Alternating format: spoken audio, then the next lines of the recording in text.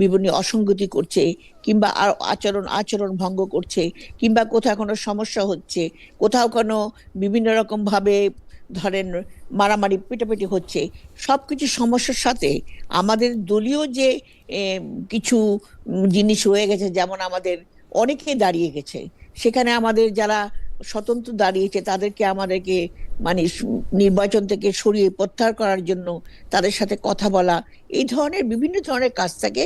বিশেষ করে নির্বাচনের আগের 2 দিন তখন তো ভয়ানকভাবে কাজ থাকে। এই জন্য নির্বাচন সুষ্ঠুভাবে হচ্ছে কিনা, আমরা যে সুষ্ঠু নিরপেক্ষ নির্বাচন চাচ্ছি সেটা কতদূর আমরা করতে পারছি, কিংবা নির্বাচন কমিশন সেটা কতটুকু করতে পারছে। বিভিন্ন জেলায় কেন সমস্যা হলে সে তাৎক্ষণিকভাবে আমাদের কাছে সেই রিপোর্ট চলে আসে, এবং আমরা সেই রিপোর্ট আমরা সেখানে সেইভাবে নির্বাচন কমিশন জানাবার প্রয়োজন মনে করলে আমরা জানাই, অভিযোগ থাকলে অভিযোগ জানাই। এইভাবে বিভিন্ন রকম কর্মকাণ্ড থাকে। মানে ঘটনাটা আপনারা কি সরকারের উপরে চাপ প্রয়োগ করেন যে যাতে মানে মানে সরকারের উপরে প্রভাব বিস্তার করতে চেষ্টা করেন? যেমন আপনি নিজেও দীর্ঘদিন রাজনীতি করছেন, আপনি মন্ত্রী ছিলেন, আপনার অধীনে যারা কাজ করেছেন একেবারে জুনিয়র পর্যায়ে তারা এখন সরকারের শীর্ষ পর্যায়ে কর্মকর্তা রয়েছেন, সেই সুযোগটা আপনি বা আপনার চেয়ারম্যান বা বিএনপিতে আমরা দেখছি নির্বাচন পরিচালনা কমিটিতে খুবই পরিচিত মুখরা, খুব হেভি ওয়েট লোকরা সেখানে আছেন। তা আপনাদের কাজ কি মোটামুটি সরকারের সাথে বার্গেন করা, নাকি সরকারের প্রেশার করা যাতে বিএনপি নির্বাচিত হতে পারে বা বিএনপির জন্য একটা আলাদা ফিল্ড তৈরি হয় সেটা? দেখুন, আমরা কারোর উপর চাপ প্রয়োগ করি না। আমাদের কাজটাই হলো আমরা যে অঙ্গীকার করেছি জনগণের কাছে যে একটা সুষ্ঠু জবাবদিহিমূলক সরকার প্রতিষ্ঠা হবে এবং জনগণ যেন ভোট দিতে পারে, তার জন্য যে সুষ্ঠু ব্যবস্থা পরিচালনা সেটা সাধারণত নির্বাচন কমিশন করে। এখানে কিন্তু সরকার সেইভাবে বাধ্য থাকে না, থাকে কিন্তু নির্বাচন কমিশন। আমরা নির্বাচন কমিশনের কাছে আমাদের অভিযোগটা আমরা বলি, কিংবা আমাদের কথা প্রয়োজনে কোনো অসঙ্গতি দেখলে সেই অসঙ্গতিটা জানাই। হ্যাঁ, সরকারের কাছে যদি মনে হয় কোনো কাজ সরকার করছে, তখন হয়তো আমরা সাধারণত এই ব্যাপারে এখন পর্যন্ত আমাদের সরকারের উপর কোনো রকম চাপ প্রয়োগ আমরা সৃষ্টি করি নাই। বরঞ্চ আমরা চেষ্টা করছি যাতে এই নির্বাচনটা সুষ্ঠু এবং নিরপেক্ষ হয়। আপা, কেন প্রশ্নটা আসছে, আমরা কিন্তু দেখতে পাচ্ছি যে বাংলাদেশের নির্বাচন হওয়ার বা নির্বাচন যত কাছাতে থাকে তত আমরা বেশি দেখতে পাই যে বড় রাজনৈতিক দলরা এক ধরনের অভিযোগ করে প্রশাসনকে নিয়ন্ত্রণ করার, আর দূর থেকে আমরা দেখি যে প্রশাসনকে নিয়ন্ত্রণ করাটাই আসলে ভোটের ক্ষেত্রে এক ধরনের গুরুত্বপূর্ণ বিষয় হয়ে দাঁড়ায়। গত 3টি নির্বাচনে যেহেতু দলীয় সরকার ক্ষমতা থেকেই নির্বাচনটি পরিচালিত হয়েছে, সেটার আমরা একদম এক্সট্রিম রূপ দেখেছি। এবারেও কিন্তু আমরা এই ধরনের অভিযোগ শুনছি। আপনারা মানে আমি আমি আমি অন্য দেশে যেরকম নির্বাচন ক্যাম্পেইন দল দেখি, কিন্তু নির্বাচন পরিচালনা কমিটিটা আমি খুব বেশি এটা দেখতে পাই না।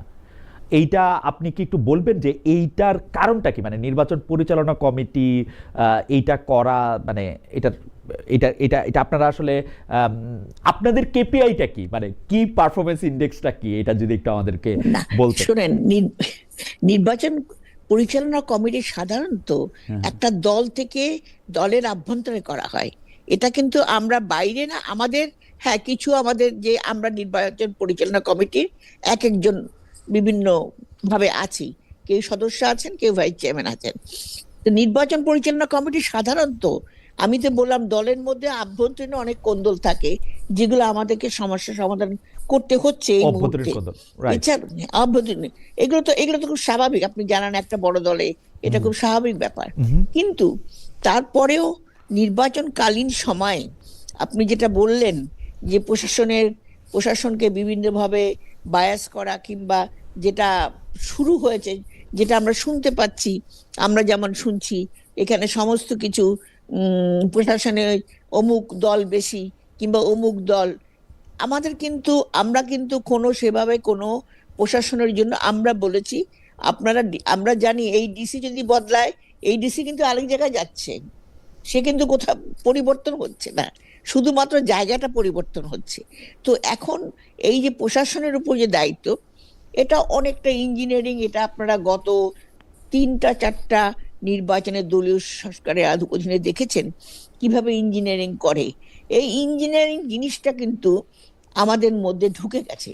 ওকে সেই জন্য সেই চেষ্টা চলতে পারে, ওকে কিন্তু তার জন্য আপনি মনে সেটা করছেন যে যে একটা স্বতন্ত্র নির্বাচন পরিচালনা কমিটি এটাতে কাজ করবে, কিন্তু আপনি ইঞ্জিনিয়ারিং এর কথা বলছেন। ইঞ্জিনিয়ারিং এর অভিযোগ, ইন্টারেস্টিংলি আপনাদের এখন যারা প্রধান রাজনৈতিক প্রতিপক্ষ সেই জামাতে ইসলামের আমিরও বলছেন যে একটা ইঞ্জিনিয়ারিং করে এটা করা হতে পারে। কিন্তু আমি যদি আপনাকে আসলে, আপনি স্বতন্ত্র প্রার্থী প্রত্যাহার ইত্যাদি এই কথাগুলি বলতেছেন, কিন্তু আপনি জানেন যে আপনি যে নির্বাচনী এলাকা সে বরিশাল ৩ আসনে আপনাকে মনোনয়ন দেওয়ার দাবিতে ডিসেম্বরে মশাল মিছিল হয়েছে। এখন বরিশাল ৩ আসনে বিএনপির ১৮ বছরের দ্বন্দ্ব, অমীমাংসিত তৃণমূলের ক্ষোভ, এটি নিয়েও একটি তথ্য প্রকাশিত হয়েছে।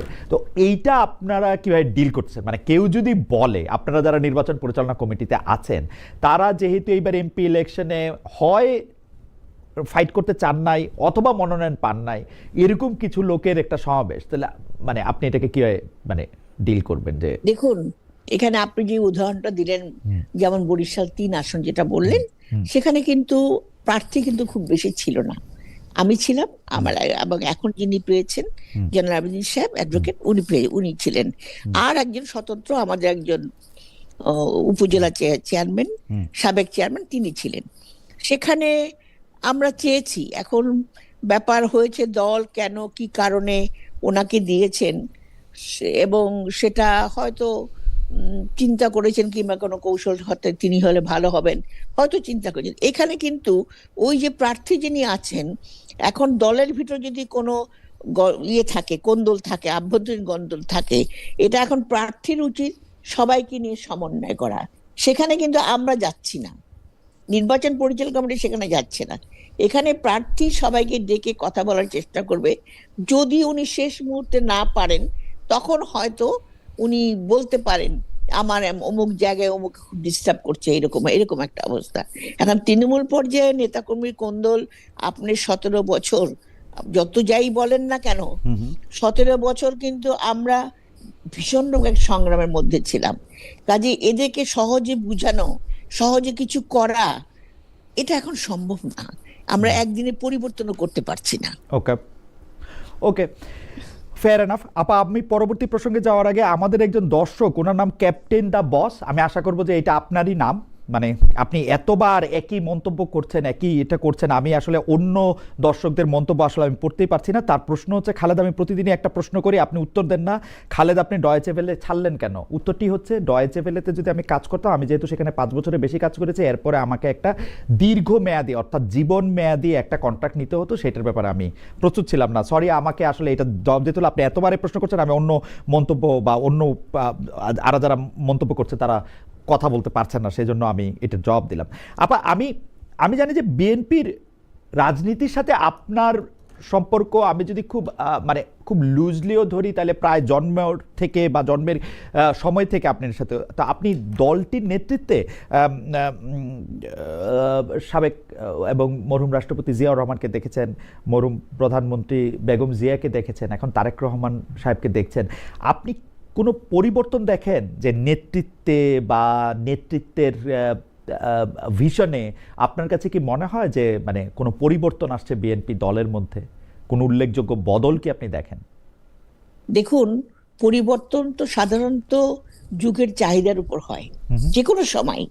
শহীদ প্রেসিডেন্ট জিয়াউর রহমান যখন এসেছিলেন, তখন পরিস্থিতি, পরিবেশ সম্পূর্ণ অন্যরকম ছিল, যে কারণে তখন তিনি যে কাজগুলো করেছেন, তার নেতৃত্ব, যে দূরদর্শিতা তখন ছিলেন, এবং যার কারণে খুব অল্প সময়ের মধ্যে বাংলাদেশকে একটা মানে বিশ্ব মর্যাদার জায়গায় পৌঁছে নিয়ে গেছিলেন।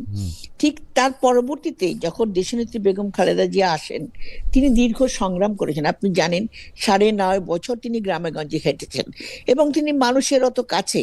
যেমন শহীদ জিয়াও মানুষের গ্রামাঞ্চলে হেঁটে বেড়াতেন, খাল খনন করতেন। বেগম জিয়াও কিন্তু ঠিক একইভাবে, কিছুটা ধারা এক, কিন্তু আপনার যুগের চাহিদার সঙ্গে পরিবর্তিত হচ্ছে চিন্তা চেতনা। সেই জন্য বেগম জিয়াও যে জনগণের কাছে হেঁটে বেরিয়েছেন, মানুষের আস্থা অর্জন করেছেন, এবং বিএনপিকে একটা আস্থাশীল দল হিসেবে প্রতিষ্ঠিত করেছেন, সেটা বেগম জিয়ার নেতৃত্ব এবং তারও দূরদর্শিতায়। তিনিও কিন্তু অনুভব করেছেন দলের এবং রাষ্ট্রের কিছু পরিবর্তন প্রয়োজন, যে পরিবর্তনটা উনি 2016 সালে 20-30 ভিশনের মধ্যে দিয়ে উনি প্রকাশ করেছিলেন। এবং এখন আমরা দেখতে পাচ্ছি আমাদের বর্তমানে আমাদের যে চেয়ারম্যান, উনি জনাব তারেক রহমান, তিনি তার চিন্তা চেতনা অনেক বেশি আধুনিক। এটা কিন্তু যুগের চাহিদার সঙ্গে হয়েছে। এবং এখন যে পরিবর্তনটা উনি কিভাবে আনবেন এবং সেটি দেশ গড়ার পরিকল্পনা অত্যন্ত সুন্দরভাবে, কারণ আজকে কিন্তু বললেই আপনার রাষ্ট্র কাঠামো সংস্কার হচ্ছে না, কিন্তু মানুষ একদিনে পরিবর্তন হচ্ছে না। সেটা করতে হলে আমাদের সময়ের প্রয়োজন। সেখানে আমার তৃণমূল থেকে হাত দিতে হবে, যে তৃণমূল আমাদের একেবারে ধ্বংস হয়ে গেছে। সত্যি কথা বলতে আমাদের গণতান্ত্রিক রাষ্ট্র বলেন, গণতান্ত্রিক প্রতিষ্ঠান বলেন, মানুষের নৈতিক চরিত্র বলেন, সবকিছু কিন্তু আজকে কিন্তু অনেকখানি দুর্বল হয়ে গেছে। বাংলাদেশের পুরনো ঐতিহ্যটা কিন্তু নেই। তো সেখানে নতুন যে পরিকল্পনা, নতুন যে দেশ গড়ার পরিকল্পনা, এটা আমাকে অবশ্যই আকৃষ্ট করছে। কারণ এখন তো নতুন বলে যুগের চাহিদার সঙ্গে সঙ্গে সবকিছু পরিবর্তন হয়। তারপর তো বিশ্ব রাজনীতির সঙ্গেও খাপ খাইয়ে কিছু জিনিসের পরিবর্তন হয়। এটাই। আপা, আমি জি বলেন। আমি আমি আমি আরেকটু কোশ্চেনটা আরেকটু স্পেসিফিক করি। যেমন ধরা যাক যে 2001 সালে যখন বেগম জিয়া ক্ষমতায় আসলেন, তিনি কিন্তু দুজন জামায়াতে ইসলামী সহ আরো 4টি দলের সঙ্গে তিনি শুধু জোটই করেন না, মানে জাতীয় পার্টির একাংশ এবং ইসলামী শাসনতন্ত্র আন্দোলনের সঙ্গে শুধু তিনি জোটই করেন নাই, জামায়াতে ইসলামীর দুজন কিন্তু তার মন্ত্রিসভায় মন্ত্রীও হয়েছেন। আমরা কিন্তু 2012, 13, 14 সালের থেকে, মানে আমরা যদি ব্যাপারটাকে বলি যে জনাব তারেক রহমান যখন রাজনীতিতে সক্রিয় হচ্ছেন, যত বেশি তিনি রাজনীতিতে সক্রিয় হচ্ছেন তত বিএনপির সাথে জামায়াতের দূরত্ব বাড়ছে। আমরা কি এইটাকে সিদ্ধান্ত এরকমভাবে নিতে পারবো বা অনুসিদ্ধান্ত এরকম নিতে পারবো যে বেগম জিয়ার সময়ে যে জামায়াতকে তিনি বন্ধু ভাবতেন, তারেক রহমান সাহেব সেই জামায়াতকে অনেকটাই শত্রু ভাবছেন? মানে এইটা কি একটা আমরা প্যারাডাইম শিফট বলতে পারবো কিনা? না, এটা বলা যাবে না। এই কারণে বলা যাবে না, বেগম জিয়ার সময় যে জামাত ছিল, তখন সময়ের প্রয়োজনে আপনি দেখছেন জামাতকে কিন্তু শুধু বেগম জিয়াও নয়, আওয়ামী লীগও তাকে ব্যবহার করেছেন, তাদেরকে নিয়েছিলেন সাথে। সেটা তখনকার প্রয়োজনে জামাতকে, সেই জামাত আর আজকের জামাতের মধ্যে কিন্তু অনেক তফাৎ আছে, অনেক তফাৎ। এবং আজকের জামাত অনেক বেশি বর্তমান, তারা অনেক বেশি আধুনিক চিন্তাধারা, আমি যতটুকু আমি তাদের কথাবার্তা শুনি, আধুনিক চিন্তাধারা তারা কিছুটা, আমি বলবো সুন্দর মতো এবং সুশিক্ষায় শিক্ষিত হয়ে কাজ করছেন। সেই জামাত আর এই জামাতের মধ্যে অনেক তফাৎ। কাজে এই যে আজকে জামাত এখন নিজের অবস্থানকে সুদৃঢ় করার জন্য তারা কিন্তু চাচ্ছে না অন্য কারোর সঙ্গে জোট বেঁধে কিংবা অন্য কারোর সঙ্গে থেকে তারা মানে ক্ষমতায় এটা আসা, জামাতের কিংবা না চাওয়া, মানে বিএনপির না চাওয়া না আসলে। না, বিএনপি না, বিএনপি কোনোদিনই জামাতকে বলে নাই তুমি জোট ছেড়ে দাও, কিন্তু জামাতই চেয়েছে। জামাত সবসময় জামাত এখন মনে করছে তারা যথেষ্ট মানে প্রভাবশালী হয়েছে, তারা যেন তারা ইনশাল্লাহ তারা আগামীতে এটা তাদের চিন্তা ভাবনা, তারা ক্ষমতায় এসে গেছে।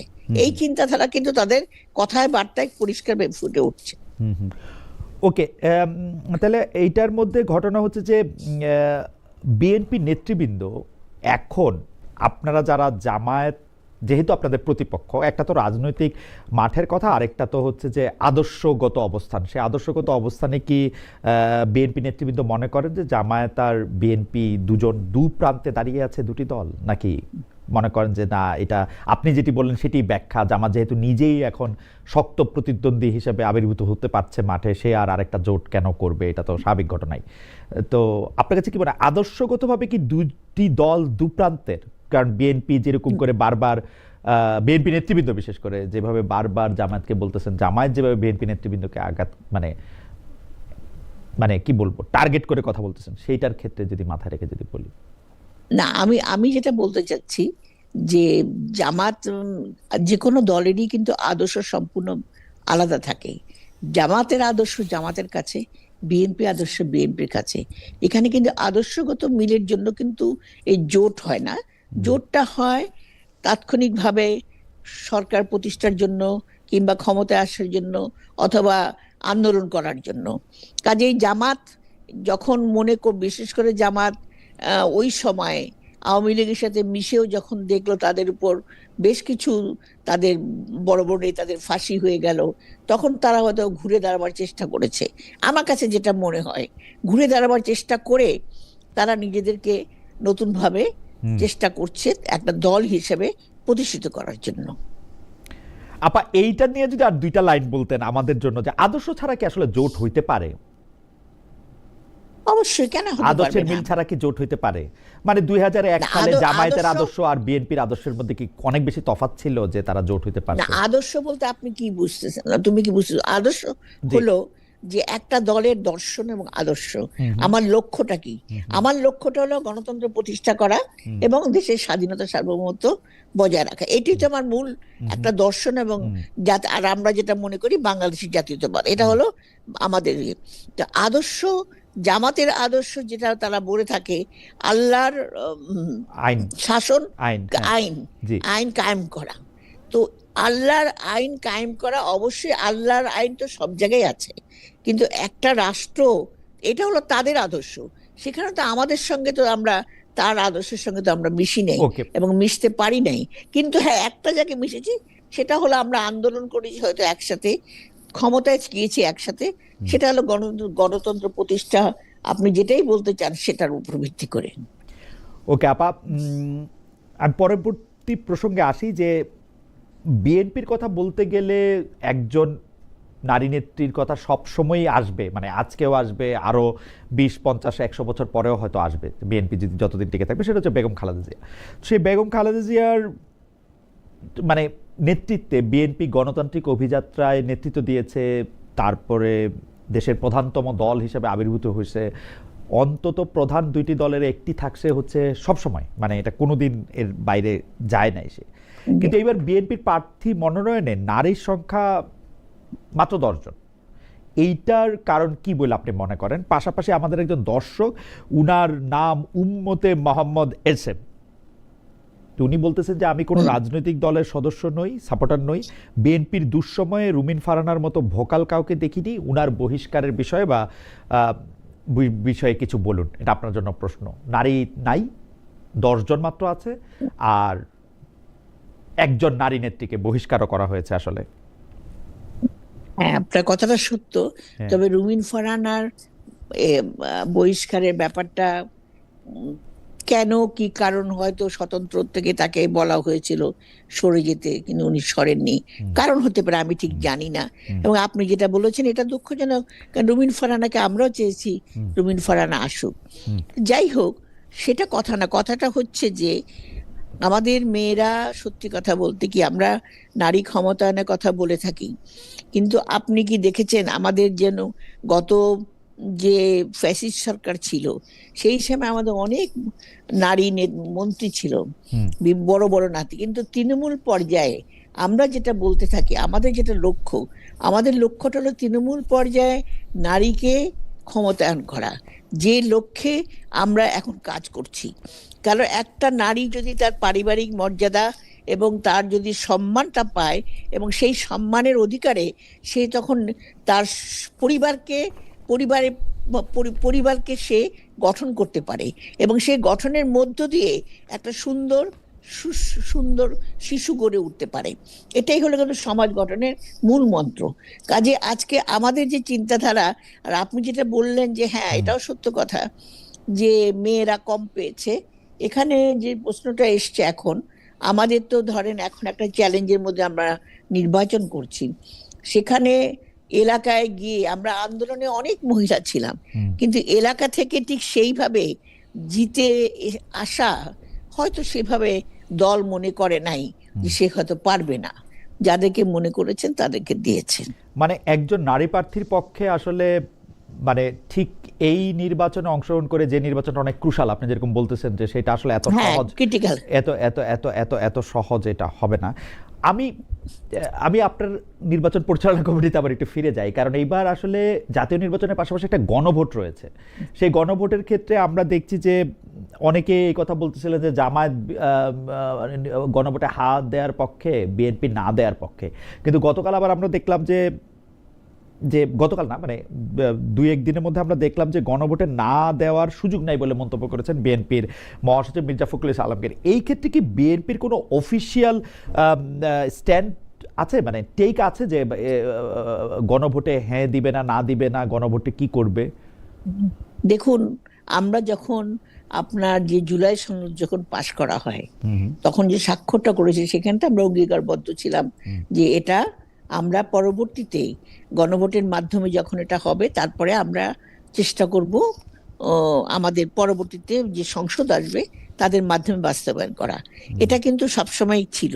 কিন্তু সেখানে যখন সরকার যখন জুলাই সনদটা মানে নতুনভাবে একটু প্রকাশ করে সেখানে তারা আমাদের যে নোট অফ ডিসেন্ট ছিল সেগুলো দেয়নি।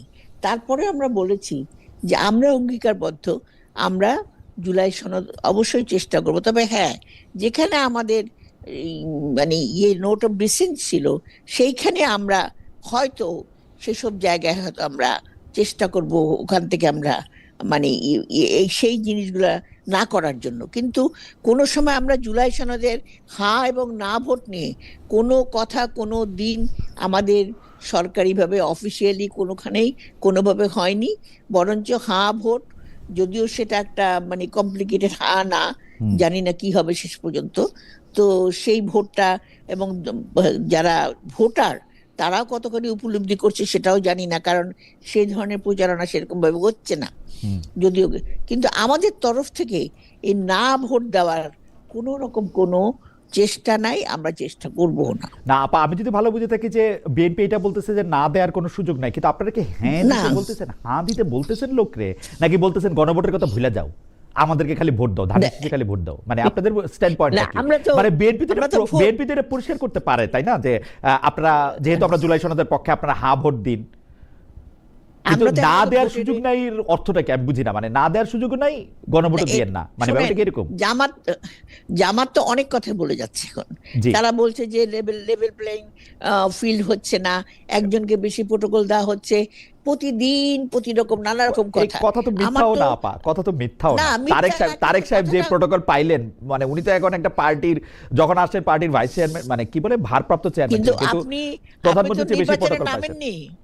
আপনি তো নির্বাচনে এখনো নামেননি, তাহলে আচরণবিধি ভঙ্গ হবে কেমন করে?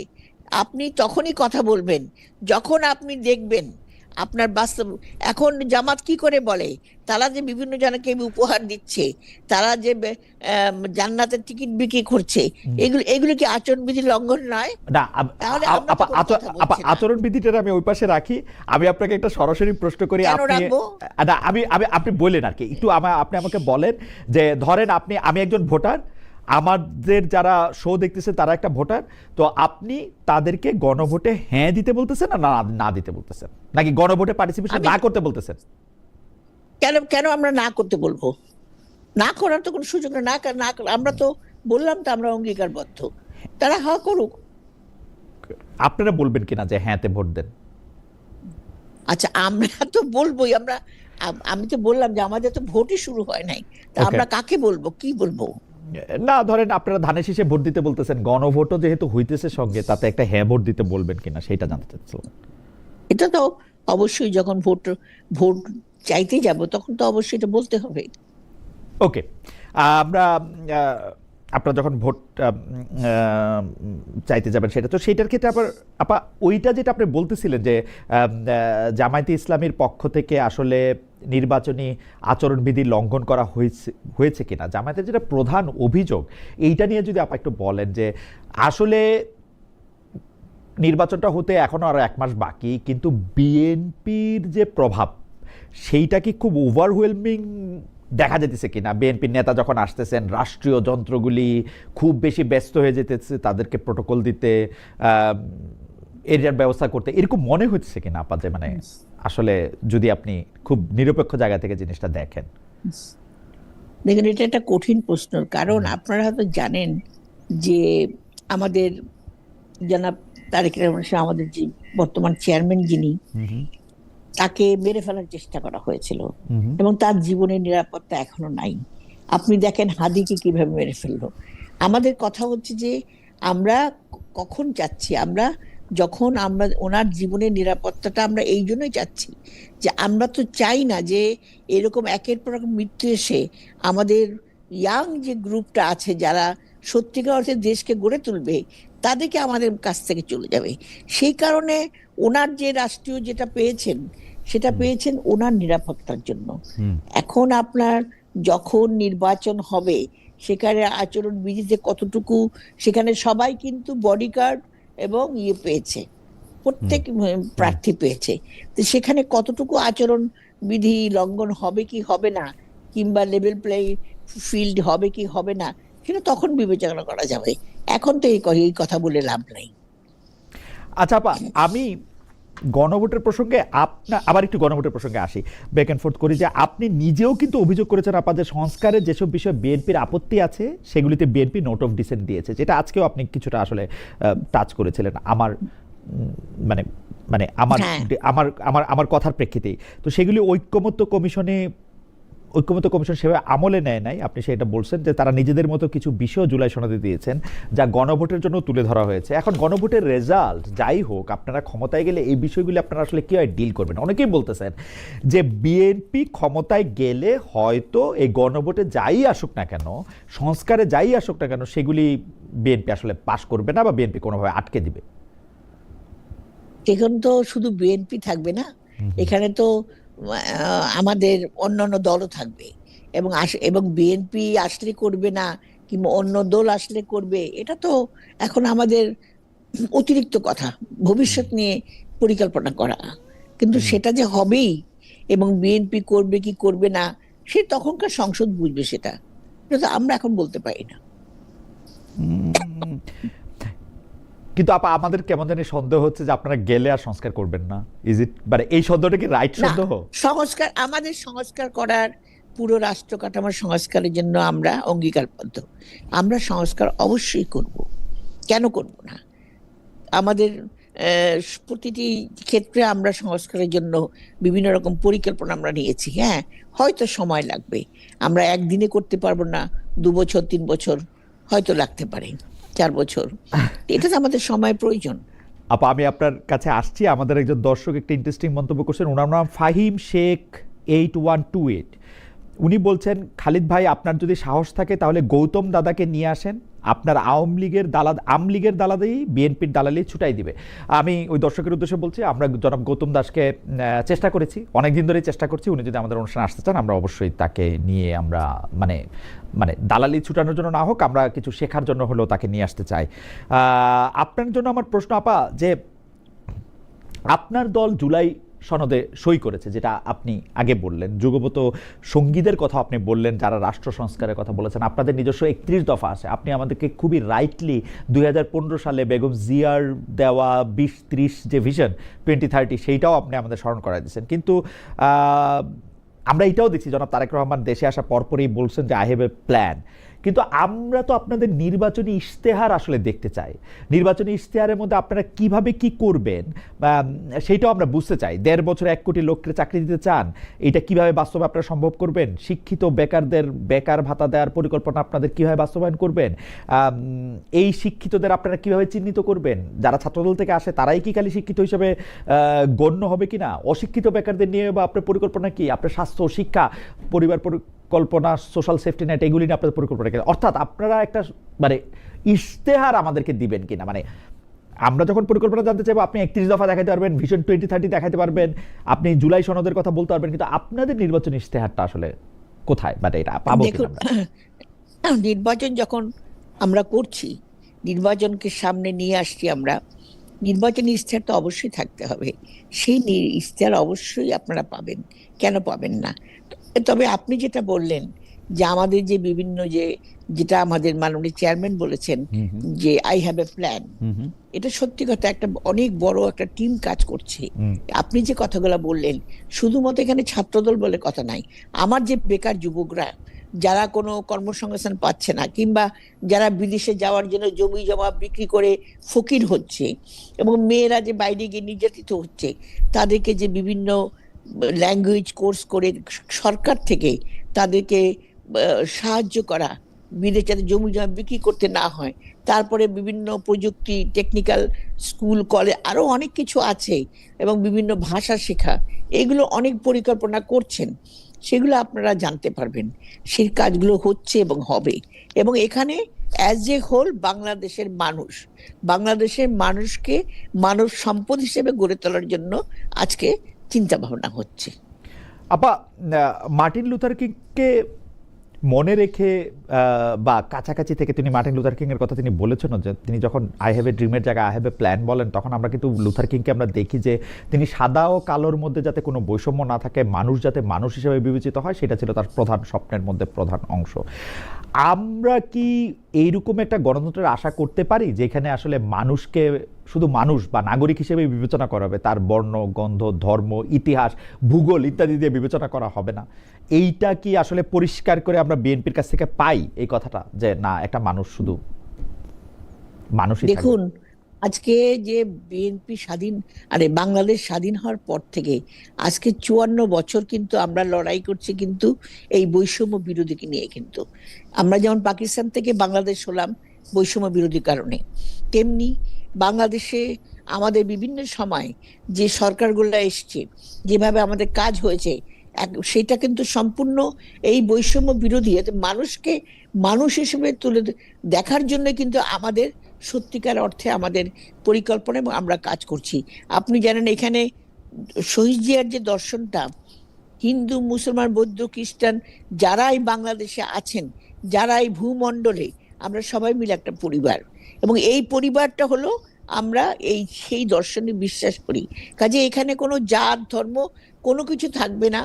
এখানে আমরা তৃণমূল থেকে একটা শিশু যাতে তার বড় হয়ে উঠতে পারে, নানা রকম আমাদের দেশীয় জিনিস অনেক কিছু ধ্বংস হয়ে গেছে, সেই সব বিনোদনের মাধ্যমে বলেন, খেলাধুলার মধ্যে বলেন, সাংস্কৃতিক বিকাশের মধ্য দিয়ে বলেন, বিভিন্নভাবে তাকে সুশিক্ষা দিয়ে এবং তার যেটুকুন যোগ্য জায়গা সেইখানে যদি পৌঁছে যেতে পারি, সেটাই হবে এই দেশ গড়ার পরিকল্পনা সকল মানুষের জন্য বৈষম্য বিরোধী আকাঙ্ক্ষা। এবং সেটার জন্যই বাংলাদেশ লড়াই করেছে এতদিন, এবং এখনো লড়াই করছে। আপা, একজন দর্শক আপনার কাছে একটা প্রশ্ন করেছেন, ওনার নাম শাহিনুর ইসলাম NE8MT। উনি বলছেন যে বিএনপির মহাসচিব বলছেন গণভোটে হ্যার পক্ষে, বিএনপি মহাসচিব বলেছেন গণভোটে তারা হ্যার পক্ষে, মানে আজকের খবর এটা, কিন্তু মাঠ পর্যায়ে বিএনপি নেতারা না প্রচারণা করছেন। বিএনপি কি দ্বৈত নীতি গ্রহণ করেছে কিনা? আপা, এটা যদি আপনি একটু রেসপন্ড করেন। না, এটা কিন্তু শুনেন, এটা আমি জানি না। আপনি যেটা বললেন যে না, কিন্তু আমরা তো ধরেন ভোটের প্রচারণা শুরু করিনি এখনো। আমরা তো দোয়া মাহফিল ছাড়া কিন্তু এখন অন্য কিছু না, ভিতরে ভিতরে হয়তো কেউ কিছু হয়তো কাজ করছে, কিন্তু এইভাবে যে কথাটা উনি বললেন, এই কথাটা কিন্তু আমাদের কানে আসেনি। কাজে এটা আমি মনে হয় না এই কাজটা আমরা বলেছি কিংবা এটা করেছি। ওকে, এইখানে এইটার বিষয়ে আপনার একটু মন্তব্য জানতে চাই, কিন্তু এই প্রশ্নটা আমরা দর্শকদের করেছিলাম আপনি আসার আগে, যে হ্যাঁ ভোটের পক্ষে বা হ্যাঁ ভোটের পক্ষে প্রচারণা চালিয়ে যে অন্তর্বর্তী সরকার, জানিয়েছেন প্রধান উপদেষ্টা প্রেস সচিব জনাব মোহাম্মদ শফিকুল আলম। প্রিয় দর্শক, গণভোটে সরকারের একটি পক্ষ নেওয়ার বিষয়টি সমর্থন করেন কিনা? শতকরা 70% দর্শক এটিকে সমর্থন করছেন, শতকরা 30% দর্শক এটিকে সমর্থন করছেন না। 50,000 ভোটার এখানে ভোট দিয়েছেন। আপনি এটা নিয়ে কি একটু মন্তব্য করবেন, যে সরকারের যে একটা পক্ষ নেওয়া গণভোটের একটা, এটাতে আপনি মনে করেন কিনা যে এটা ঠিক আছে? দেখুন, পুরা জুলাই সনদটার যে পরিবর্তিত যে রূপটা, সবটাই কিন্তু সরকারের মাধ্যমে হয়েছে। কারণ ঐক্যমত কমিশন যে ঘটনাটা ঘটিয়েছে, বিভিন্ন রাজনৈতিক দলের যে সমস্ত নোট অফ ডিসেন্ট ছিল, সেগুলোকে বাইপাস করে তারা তাদের ইচ্ছা মতন কাজে, আজকে সরকার তার ইচ্ছা মতো কাজ করছে। এটা আমি বলবো, এখানে বেশি কথা আমি বলতে চাই না। সরকার তার ইচ্ছা মতো কাজ করছে এবং সে করতে পারে, এটা তাদের তো এই পর্যন্ত করে আসছে। ওকে, আচ্ছা আপা, 2001-2006 বিএনপির নেতৃত্বে জোট সরকার ছিল। তো 1991-96 সালে যে বিএনপি সরকার ছিল, তার সাথে 2001 থেকে 2006-এর বিএনপি সরকারের মধ্যে সবাই একটা বড় পার্থক্য টানেন যে ওই সময় বিএনপি সরকারের সময় অনেক বেশি দুর্নীতি হয়েছিল, দুর্নীতিতে চ্যাম্পিয়ন হয়েছিল, দুর্নীতি তারা প্রতিরোধ করতে পারে নাই, অনেক জায়গায় অনেক বড় বড় নাম আমরা সে সময় শুনেছি, আমরা পার্সেন্টেজের কথা শুনেছি, আমরা ভবনের কথা শুনেছি। এমনকি এই জায়গাটা থেকে আপনি আসলে এই ব্যাপারটাকে কীভাবে ডিল করবেন যে বিএনপি তো আসলে 2001 থেকে 2006 পর্যন্ত যে সরকারটা ছিল সেই সরকারের ক্ষেত্রে দুর্নীতির একটা মারাত্মক অভিযোগ আমরা দেখতে পাই, বিশেষ করে জামায়াতে ইসলামী এটা বারবার তোলে, যদিও জামায়াতে ইসলামীর দুজন মন্ত্রীও সেখানে ছিলেন। তারা বলে যে তাদের দুজন মন্ত্রী ছাড়া বাকি সবগুলি মন্ত্রণালয়ে আসলে দুর্নীতি ছিল। দেখুন, দুর্নীতির কথাটা তো বলা খুব সহজ, কিন্তু প্রমাণ কিন্তু সেভাবে কিন্তু হয় না। আমরা 2001 থেকে হ্যাঁ কিছুটা হয়তো আপনি যেটা বললেন কিছু কিছু ক্ষেত্রে হয়তো হতে পারে, কিন্তু সেইভাবে দুর্নীতি হয়েছে এবং জামাত ইসলাম যেটা বলছে, যেমন এখনো দেখেন আমরা এই যে 5ই আগস্টের পরে যে ঘটনাগুলো ঘটলো বাংলাদেশে, সেখানে অনেক জায়গায় জামাতের ছেলেপেলেরা লুটপাট করেছে, দুর্নীতি করেছে, কিন্তু নাম পড়েছে বিএনপির।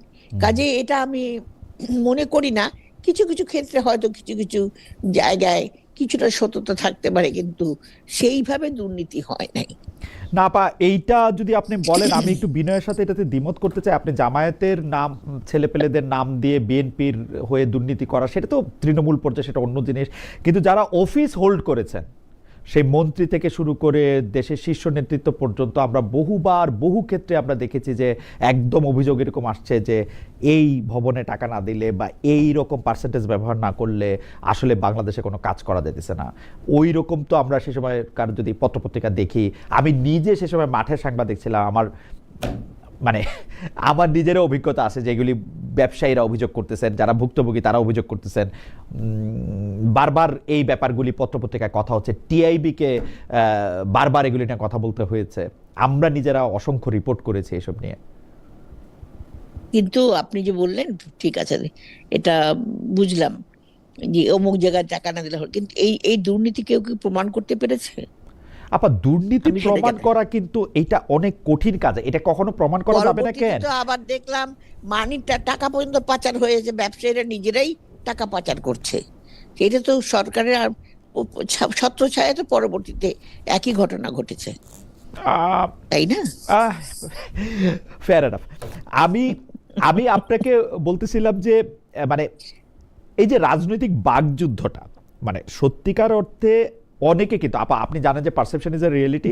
আমি যদি ব্যাপারটাকে অন্যভাবে বলি, তাহলে বিষয়টা হচ্ছে এরকম যে অনেকেই বলে থাকেন যে বাংলাদেশে আসলে আপনি যদি স্পিড মানি না দেন তাহলে ব্যবসা করা যাবে না, আপনি যদি আসলে আপনার জমিটার সব কিছু প্রপার রাখতে চান, আপনি টাকা না দিলে এটা হবে না, আপনি যেটা ভবন বানাতে চান সেটা হবে না, এবং সেগুলি প্র্যাকটিক্যাল।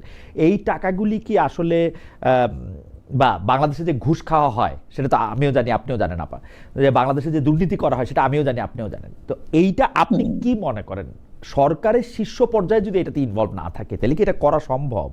ধরা যাক, আমি সরাসরি প্রশ্ন করি, আওয়ামী লীগ আমলে যে দুর্নীতি হয়েছে, শেখ হাসিনা বা ফার্স্ট ফ্যামিলি বা শেখ হাসিনা ফ্যামিলি যদি ওই দুর্নীতিতে সুবিধাভোগী না হতেন, তাইলে কি দুর্নীতিটা এরকম মহিরুহের আকারে ছড়াতো? না, সেটা ঠিক যেটা বলছো, যে যে একেবারে শীর্ষ পর্যায়ে না হলে পরে আজকে দেশটার এইভাবে দুর্নীতি, এখন তো ওপেন ঘুষ খাওয়া হয়। একটা কাজের জন্য এক ফাইল থেকে আগে একটা টেবিলে দিতে হতো, এখন মধ্যে 10টা টেবিলে দিতে হয় টাকা। এটা হচ্ছে, কিন্তু এই যে মানসিকতা চেঞ্জ, এটা কেন হচ্ছে?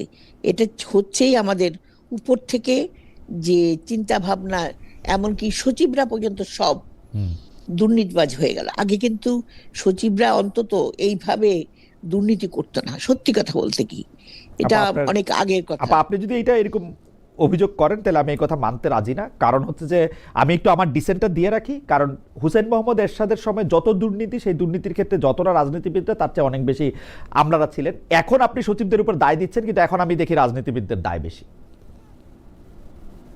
কারণ সচিবরা সে সময় অনেক বেশি পাওয়ারফুল ছিলেন, এখন রাজনীতিবিদরা অনেক বেশি পাওয়ারফুল। ওই সময় মন্ত্রীদের কেউ চিনত না, কিন্তু আমরা প্রায় সকল সচিবদের চিনতাম, দ্বারাই খোঁজখবর রাখতাম আর কি। মন্ত্রীদের চেয়ে পাওয়ারফুল ছিলেন সিএসপি অফিসাররা। সিএসপি অফিসাররা, এক সময় সিএসপি অফিসাররা ছিল যাদের একবার যেন 303 বলে তো একবার অনেক সেই চাকরি চলে গেল অনেকের, সেই সময় ছিল। কিন্তু মাঝখানে সচিবরা ওইভাবে পাওয়ারফুল ছিল না, যেটা বর্তমান সময় হয়ে গেছে। ওকে, আপনি মাঝখানে মানে গণতন্ত্রের উত্তরণ মানে 91 সালের পরবর্তী এই সময়টুকুর কথা আপনি বলছেন যে সেই সময়টার মধ্যে।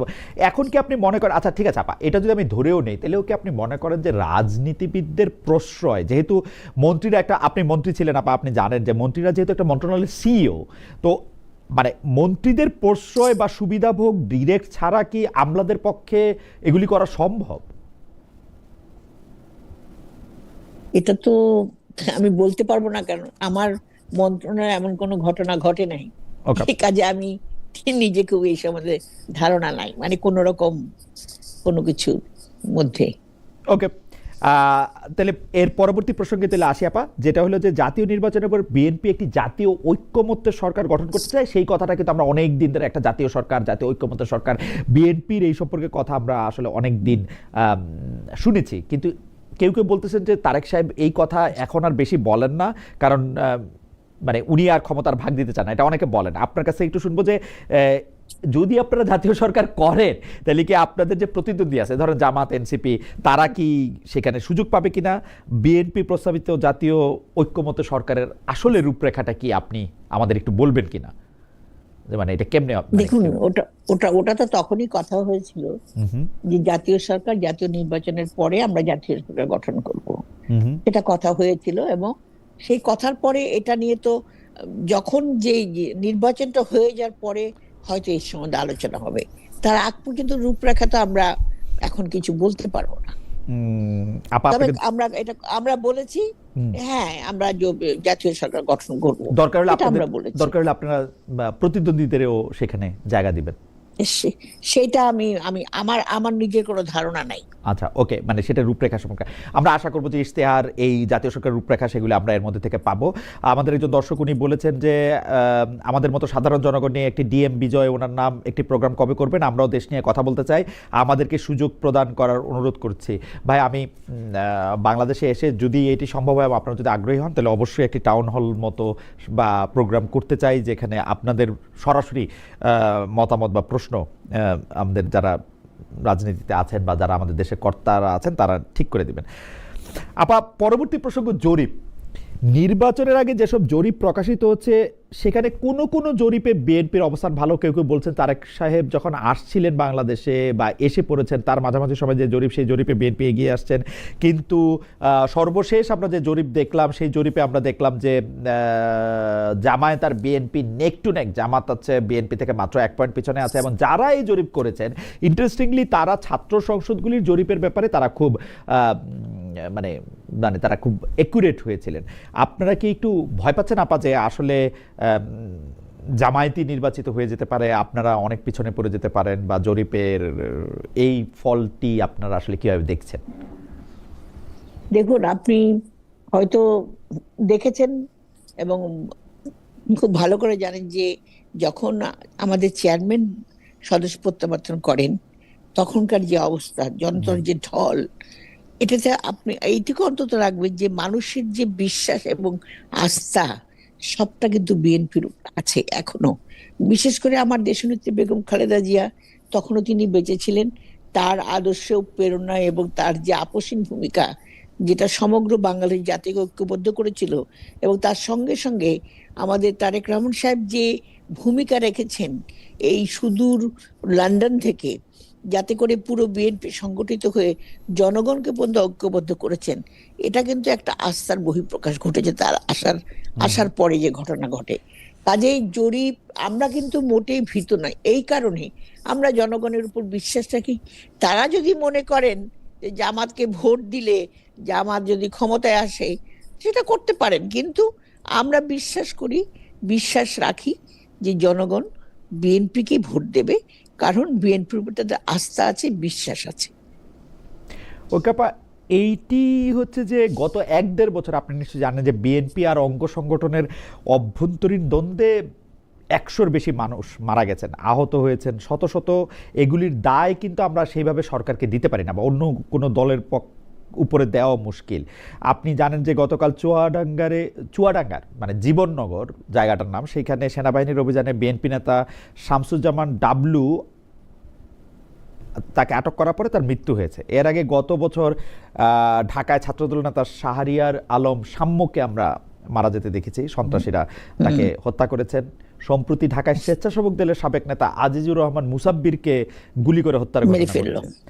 আপনাদের শীর্ষ নেতারা এগুলিকে বিচ্ছিন্ন ঘটনা বলছেন। এইসব হত্যাকাণ্ডের বিচারের দাবিতে আমরা বিএনপিকে সেভাবে সোচ্চার দেখছি না, এর কারণ কি বলে আপনি আসলে মনে করেন? দেখুন, এখন তো আমাদের এমন একটা মুহূর্ত যাচ্ছে, মানে বিএনপির উপর একদিকে নির্বাচন, আরেকদিকে হলো আমাদের কিছুটা অঙ্গ সংগঠনকে এই যে বিচ্ছিন্ন, এই যে যাদেরকে হত্যা করা হচ্ছে কিংবা গুলি করে মেরে ফেলছে, যে কোনো কারণেই হোক না কেন, সেটা নিজেদের মধ্যে দ্বন্দ্বের কারণে হোক কিংবা অন্য কোনো কারণে হোক, কিন্তু আমরা ঠিক ওইভাবে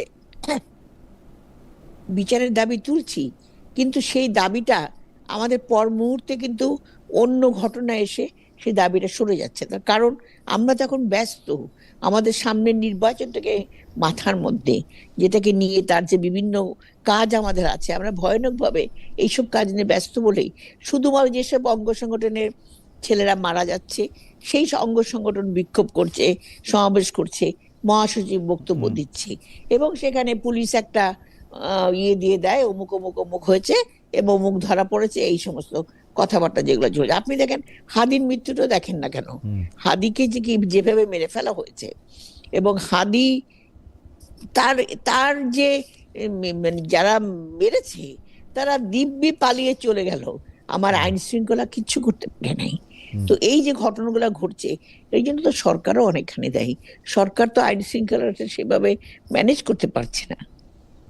না, একটা তো হচ্ছে আইন শৃঙ্খলা বাহিনী ম্যানেজ করতে পারবে না, কিন্তু আপা আপনি সরকার চালিয়েছেন, আপনারা সরকার চালিয়েছেন, আপনারা তো ভালো করে জানবেন যে বাংলাদেশে যে কোনো সভ্য দেশে মাথা পিছু যতজন করে পুলিশ বা আইন শৃঙ্খলা বাহিনীর সদস্য থাকা দরকার, আমাদের দেশে তার চেয়ে অনেক বেশি কম। যদি আমরা একটি স্ট্যান্ডার্ড ইউরোপ বা আমেরিকা বা এশিয়ার যেগুলো উন্নত দেশ আছে, জাপান, এমনকি চীনের সাথেও তুলনা করি, তো সেটা অনেক কম। সেটা তো কিন্তু নিজেরা যদি ধরেন বিএনপির দুই গ্রুপের মধ্যে যদি অন্তর্কোন্দল হয়, সেইটার দায় কি আমরা আইন শৃঙ্খলা বাহিনীকে দিব? দল কি এইটার দায় নিবে না আসলে?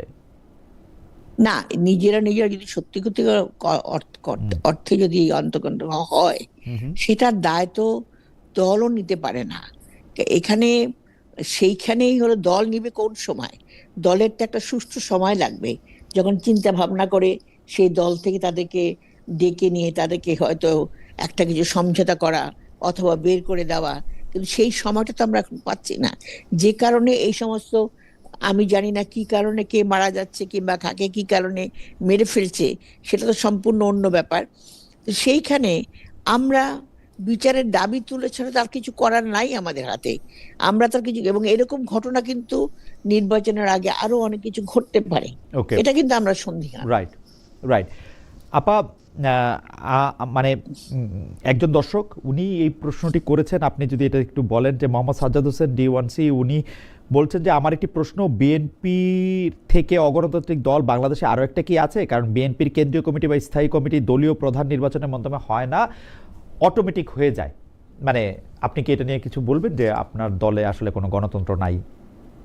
না, কিন্তু আমাদের এটা কিন্তু ঠিক না, আমাদের গঠনতান্ত্রিক ধারা অনুযায়ী অটোমেটিক হয় না, এবং সেখানে পরবর্তীতে ধারা অনুযায়ী উনি পেয়ে যান, ওনার পদটা পেয়ে যাচ্ছেন, কিন্তু সেখানে পরবর্তীতে বিএনপির যে যখন কাউন্সিল হয়, কাউন্সিলের মাধ্যমে অথবা যদি স্থায়ী কমিটির মিটিং হয়, তার মাধ্যমে সেটা অনুমোদন করতে হয়।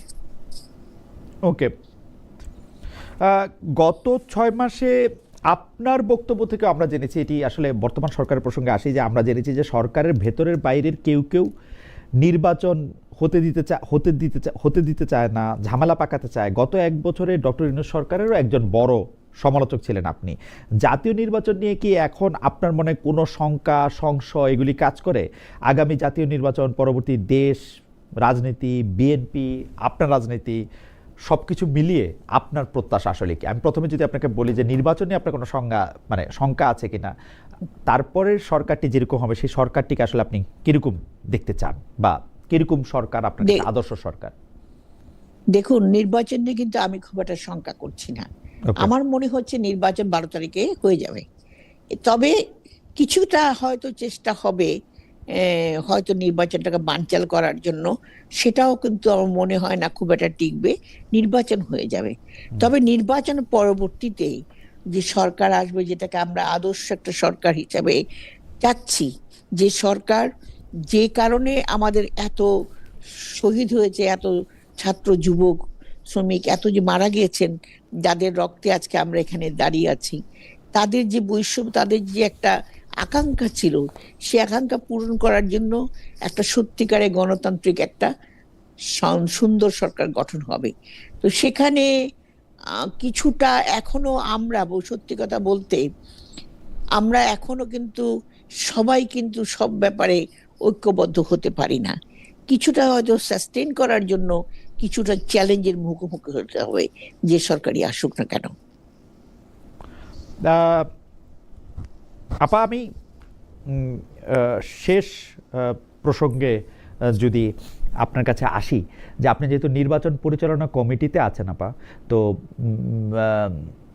আপনার যারা নির্বাচন করছেন ধানের শীষ নিয়ে আপনার দল থেকে, তারা গড়ে কত টাকা করে খরচ করছেন এবং টাকাটা কি খাতে খরচ করছেন? মানে নির্বাচনের ক্ষেত্রে তো আচরণবিধিগুলো যদি আপনি মানেন, তাহলে কিন্তু আসলে নির্বাচনে অনেক টাকা খরচ হওয়ার কথা না, কিন্তু আমরা শুনি যে অনেক টাকা ব্যয় হয়। এক, দুই হচ্ছে আপনারা কি কোনো প্রার্থীকে টাকা দেন, অথবা কোনো প্রার্থী থেকে টাকা নেন যে না আপনারা চা বিস্কুট খায়েন, যেহেতু নির্বাচন পরিচালনা কমিটিতে আছেন, আপনাদের ভালো ভালো চা ভালো ভালো বিস্কুট খাওয়া দরকার, অথবা আমাদের আচ্ছা দুটি ব্যাপারে যদি বলেন যে গড়ে কত টাকা করে খরচ করেন? এবং শোনেন, এখন আপনি জানেন নির্বাচন আসলেই যে কিছু কিছু লোক আছে যাদের প্রচুর টাকা, তারা নির্বাচনে নেমে পড়ে। এটা কিন্তু খুব সত্য কথা।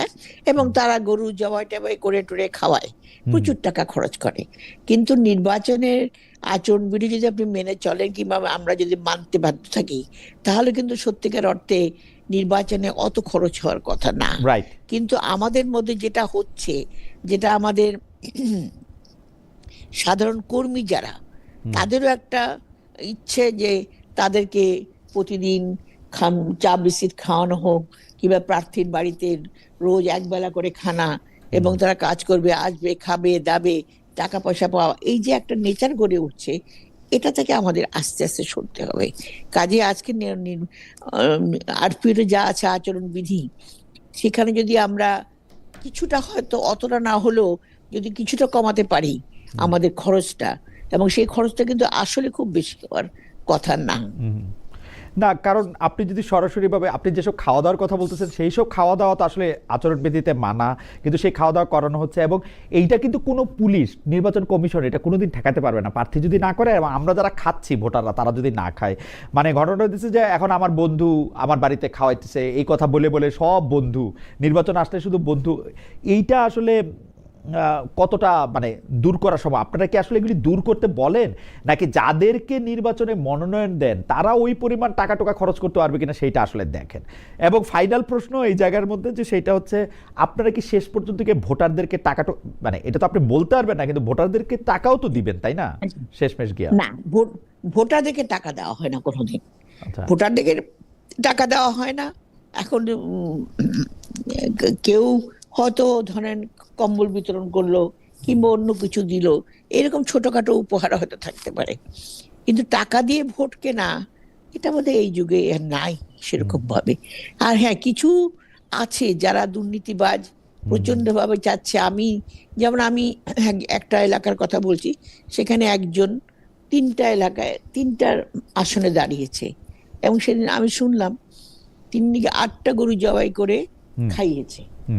মানে এই যে তার টাকার যে, এবং তার পিছনে এখন সবাই ঘুরছে, ঘোরার কারণটাই হলো টাকা। তো এটা কোনো কোনো ক্ষেত্রে হয়, সবার বেলা এটা হয় না। তবে নির্বাচনের সময় আমরা বেশি দেখি জনপ্রিয়তাটা। জনগণরা কি 8 গরু খাওয়া লোকটারে পছন্দ করে, নাকি 8 গরু খাইতে এরকম পছন্দ করেই না? মানে আমরা যারা ভোটার আছি তারা যে 8টা গরু খাওয়াইলো, বা ইয়া করলো, এটা আমরা পছন্দ করি। নাইলে তো আর মানে আমরা না খাইলে তো আর আপনারা খাওয়াইতে পারতেন না, তাই না? গ্রাম দেশে কিন্তু ওই যে জাফত খাওয়ানো কিংবা ৮ গরু ৩ গরু ৪ গরু জবাই করে খাওয়ানো, এটা কিন্তু তারা খুব উপভোগ করে। এটা কিন্তু একটা আমাদের একটা কিন্তু এসে যে গেছে। যে ৮ গরু খাওয়াবে বা ১০ গরু খাওয়াবে, ২০ গরু খাওয়াবে বা ১ গরু খাওয়াবে, সে তো এটা মানে পরে এটা সে আদায় করে নিবে না। আমরা এটা সাবধান থাকা উচিত না ভোটের মৌসুমে আপনাদের থেকে কিন্তু এই এটা চাপটা দেওয়া? এটা তো পাবলিক তো বোঝে না। পাবলিক বলে হয় ওইটা তো হের কাজ হে করতেছে, চুরি করতেছে, কামারি করতেছে, কোনো কাজ দরকার নেই। আমার মনে হয় যে আমার মনে হয় যে যারা দর্শকরা আপাকে শুনলেন, আমাদের অনেক প্রশ্ন ছিল, আপা অনেকগুলি প্রশ্নেরই আসলে সরাসরি জবাব দিয়েছেন। কিছু প্রশ্নের একটু মানে আমি বলবো যে একটু স্ট্র্যাটেজিক জবাব দিয়েছেন, কিন্তু তিনি আসলে কোনো প্রশ্নেই আসলে এড়িয়ে যান নাই, প্রশ্ন শুনে রাগ হন নাই, প্রশ্ন শুনে ইয়ে করেন নাই। কিন্তু আমাদের একটা মানে আমার একটা খুব চাওয়া ছিল গত ৫-৭ বছর ধরে, আমি একদম স্পেসিফিকলি বলতে পারি যে এইটা যদি হয় হচ্ছে ২০২৬ সাল, তাহলে আমি ক্রমাগতভাবে ২০২০ সাল থেকে, মানে যেগুলি কাগজে কলমের রেকর্ড আছে, ২০২০ সাল থেকে বর্তমানে যিনি পার্টির চেয়ারম্যান আছেন জনাব তারেক রহমানকে একটা ইন্টারভিউর চেষ্টা করে আসছি, কিন্তু যখন তাকে আসলে তার কথা বলা শোনা সবই আসলে নিষিদ্ধ করা হলো বাংলাদেশের গণমাধ্যমে, যেহেতু আমি জার্মান পাবলিক ব্রডকাস্টার হিসেবে কাজ করতাম, সেহেতু আমি খুব চেষ্টা করেছিলাম, অনেক করেসপন্ডেন্ট করেছি, কিন্তু তিনি রাজি হন নাই। তো যাই হোক, এটা তার ব্যাপার। আমি আশা করব যে পার্টি প্রধান হিসেবেও তিনি আমাদেরকে আরও বেশি বেশি সময় দিবেন। এবং আমাকে অনেকে বলেছেন যে আপনার অনুষ্ঠানে তারেক সাহেবকে দেখতে চাই। আমি এইবার দেশে গিয়েও এটা চেষ্টা করব। আমি আপনার কাছে পাবলিকলি একটা তদবির জানিয়ে রাখলাম যে জনাব তারেক রহমান যেন আমাকে একটা ইন্টারভিউ দেন। তো ওনার সঙ্গে আমার কথা হয়েছে কয়েকবার, কিন্তু আসলে ক্যামেরার সামনে বা অন রেকর্ড কথা হয় নাই। তা আমি এটা আপনার মাধ্যমে এটা একটা দাবি বা প্রত্যাশা জানাই রাখলাম। আর আপনাকে অনেক অনেক অনেক অনেক ধন্যবাদ আপা, আপনি আমাদের অনুষ্ঠানে আপনাকে তোমাকেও ধন্যবাদ, জি কারণ আমি আজকে ভীষণ টায়ার্ড ছিলাম না, সাংঘাতিক। থ্যাংক ইউ আপা। আমার তদবিরটা মনে রাখেন আপা। আর হচ্ছে যে আপনি আমাদের সাথে অনেকক্ষণ সময় দিয়েছেন এবং আপনার আজকে অনেক ব্যস্ত সময়ের মধ্যে, সেজন্য আপনাকে অনেক ধন্যবাদ। দর্শক, এখানে শেষ করছি আজকের অনুষ্ঠান। ঠিক আছে। নিশ্চয়ই